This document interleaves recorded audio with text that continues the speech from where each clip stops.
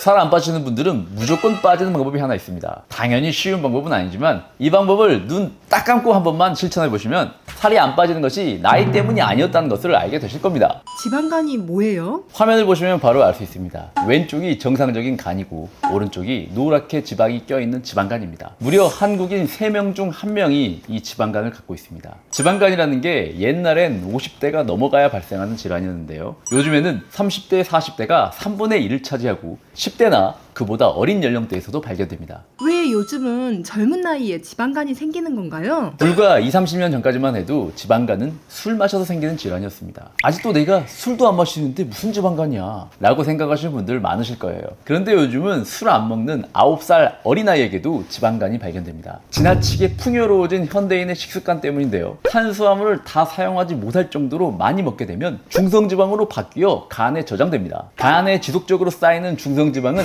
염증의 원인이 됩니다. 지방간이 당뇨의 원인이라고 들었어요. 맞습니다. 지방간이 있으면 당뇨 발생 위험이 80%나 올라갑니다. 일반적인 사람들에게 지방간이 있을 확률은 10에서 24%, 비만인 사람들에게 지방간이 있을 확률은 20에서 24%인데 반해 당뇨인이 지방간이 있을 확률은 50에서 70%로 압도적으로 높습니다. 이 정도면 당뇨 인구 절반 이상이 지방간이란 말이에요. 이뿐만이 아닙니다. 지방간이 있는 당뇨인은 심근경색, 뇌경색 같은 심내혈관 합병증 발병률이 지방간이 심한 정도에 따라 4.5배까지 증가한다는 연구 결과도 확인했습니다. 간에 쌓인 지방 때문에 인슐린 기능이 떨어져 혈당 조절이 안 되기 때문인데요. 간 기능이 떨어지면 혈당, 특히 공복혈당이 점점 더 오르면서 당뇨 진단을 받게 되고 나아가 합병증이 생길 위험까지 높아지게 되는 것이죠. 지방간이 있으면 당뇨에 걸리기 때문에 지방간이 나쁜 건가요? 당뇨도 문제지만 지방간을 방치하면 간도 손상됩니다. 지방간으로 인해 간세포의 염증과 괴사가 늘어나면서 간염이 생기고 이 간염이 만성화될 경우 간이 섬유화되면서 딱딱해지는 간경변이 생깁니다. 다행히 단순 지방간은 금주와 식생활을 조절하면 회복되지만 지방간이 이렇게 간경변 단계까지 오게 되면 되돌릴 수 없습니다. 굳어버린 간은 기능은 못하면서 염증만 생기는데요. 이로 인해 여러 합병증이 발생합니다. 복수가 차거나 위나 식도가 부풀어 오르거나 점점 혼수 상태에 빠지게 되는 간성 혼수가 일어나게 되죠. 심지어는 간암의 원인이 되기도 합니다. 이 밖에도 간은 온몸의 신진대사를 조절하기 때문에 콜레스테롤 수치나 혈당을 올리기도 하고 몸 곳곳에서 염증이 생겨 갑작스러운 이상이 일어날 수도 있습니다. 정말 무섭네요. 지방간에 특히 걸리기 쉬운 음식은 뭐가 있을까요? 지방간에 위험한 음식 1위부터 3위까지 꼽아보자면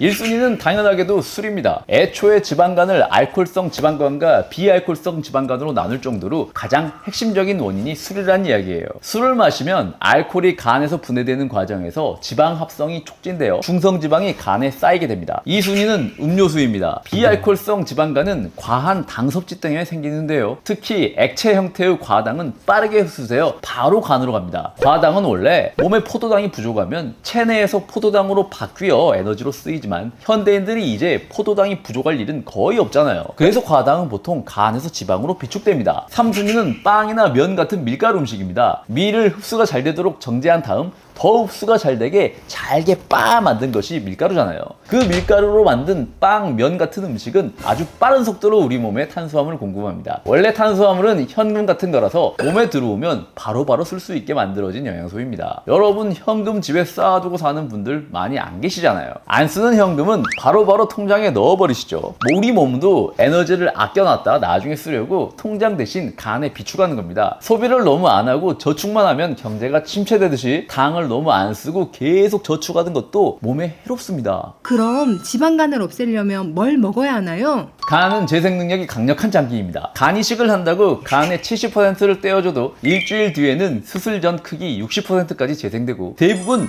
3개월에서 1년 사이에 90% 가까이 재생됩니다. 그래서 지방간을 없애려면 간의 재생을 돕는 음식을 드시는 것이 좋은데요. 지방간에 좋은 첫 번째 음식은 미나리입니다. 미나리에는 독소 분해 효과가 있어 간 기능을 돕고 미나리 속 다양한 항산화 성분은 간세포 회복을 돕습니다. 또한 미나리의 풍부한 식이섬유는 간의 지방을 배출시키면서도 소화가 잘 안 돼서 오랜 시간 소화기에 머물기 때문에 포만감을 주어 과식 방지에도 효과적이고요. 지방간에 좋은 두 번째 음식은 두부입니다. 양질의 단백질이 간세포 재생을 돕기 때문인데요. 우리가 단백질 하면 보통 떠올리는 고기가 있죠. 고기는 주의사항이 있기 때문에 가장 안전한 단백질인 두부를 추천드리는 겁니다. 고기를 드실 때 기름기가 많은 부위는 지방간을 악화시키기 때문에 지방간이 있으신 분들은 살코기 부위 위주로 드셔야 합니다. 지방간에 좋은 세 번째 음식은 등푸른 생선입니다. 꽁치, 고등어, 삼치, 참치 같은 등푸른 생선은 양질의 단백질일 뿐 아니라 오메가3 성분이 들어있어 간의 염증을 완화시켜줍니다. 지방간에 좋은 세 가지 음식인 미나리, 두부, 등푸른 생선, 가장 간편하게 드시는 방법은 꽁치 조림을 해 드시는 건데요. 육수나 물에 꽁치 통조림, 미나리, 두부, 양념장을 넣고 입맛에 따라 파 같은 거 썰어서 넣으신 다음에 푹 끓이시면 끝입니다. 정말 간단하죠. 일주일에 3회 정도 드시면 충분합니다. 미나리의 강한 향이 생선 비린내를 중화해서 맛도 좋습니다. 참고로 간이 너무 세도 지방간에는 좋지 않으니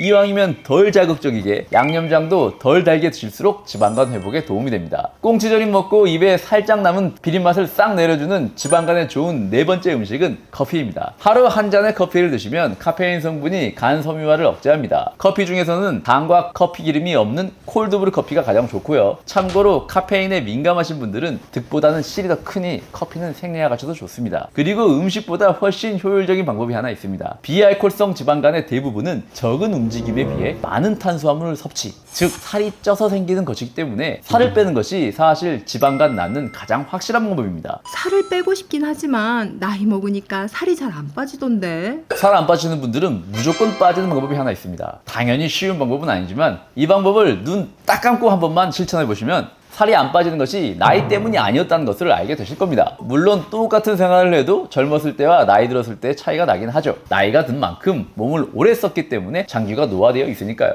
그런데 이건 바꿔 말하자면 젊었을 때처럼 몸을 다시 건강하게 만들면 밀가루 음식 조금 먹는다고 살이 막 불어나진 않는다는 겁니다. 흰머리나 주름을 다시 되돌리긴 어렵지만 간은 어느 정도 되돌리는 것이 가능합니다. 아까 간은 전체의 70%를 떼어내도 일주일 뒤에는 다시 60%까지 재생된다고 말씀드렸죠. 살이 도저히 안 찌는 분들은 밀가루 음식, 술과 음료를 딱 끊고 일주일에 3번 꽁치조림에 콜드브루 한 잔씩 드시면서 간 지방을 싹 빼는 시간을 딱 일주일만 가져보세요. 일주일만 하셔도 가끔 음주하고 밀가루 음식 먹는다고 전처럼 살이 찌지는 않을 겁니다. 이때 반드시 해야 할 것이 식후 계단을 최소 10층씩은 올라주시는 겁니다. 내려올 때는 엘리베이터를 이용하시고요. 계단 오르기는 아무리 평소에 운동 부족이어도 나이가 많이 먹었어도 할 수 있는 가장 가성비 좋은 운동입니다. 근육이 부족하면 인슐린 저항성이 생겨 더 많은 지방이 축적됩니다. 게다가 나이가 들면 들수록 숨만 쉬어도 근육이 줄어들기 때문에 단 하루라도 젊을 때 근육을 많이 움직여 주셔야 합니다. 물론 식단과 운동을 일주일 한다고 간을 완벽하게 되돌릴 수는 없지만 제대로 하려면 최소 3개월 정도는 하셔야 되는데 처음부터 3개월 동안 생활을 조절하기는 현실적으로 힘들잖아요. 그래서 조금이라도 효과를 볼 수 있는 최소 기간을 일주일로 잡았습니다. 딱 일주일 하는 거면 이거 들으시는 분들 90%는 가능하실 것 같습니다. 오징어에서만 믿고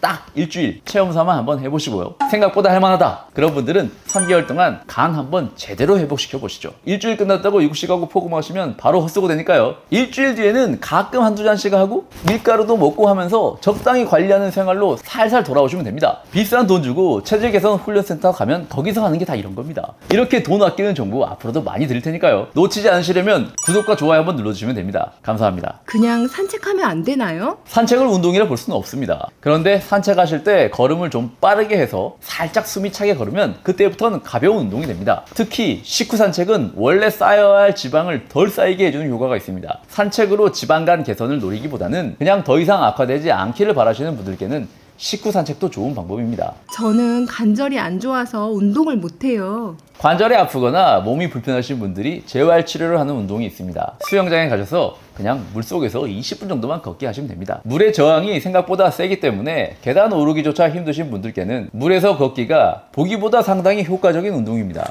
당뇨, 고지혈증, 간암, 만성염증을 비롯한 만병의 원인인 지방간. 그런데 이거 살 빼면 90%는 해결되고요. 죽어도 살 안 빠지는 분들은 눈 딱 감고 일주일 제가 말씀드린 대로 간을 재생하시면 무조건 빠집니다. 지방간의 주 원인인 술, 음료수, 밀가루 음식 딱 끊고 지방간에 좋은 미나리, 두부, 등푸른 생선을 한 번에 드실 수 있는 꽁치조림으로 드세요. 식후에는 콜드브루 커피 한 잔씩 하고 커피 드신 후 계단을 최소 10층씩 올라가 주세요. 일단 일주일만 하셔도 간을 절반 정도 회복한 셈이니까요. 오늘부터 일주일 시작해 보자고요. 그럼 다음 시간에 더 건강해져서 만나요.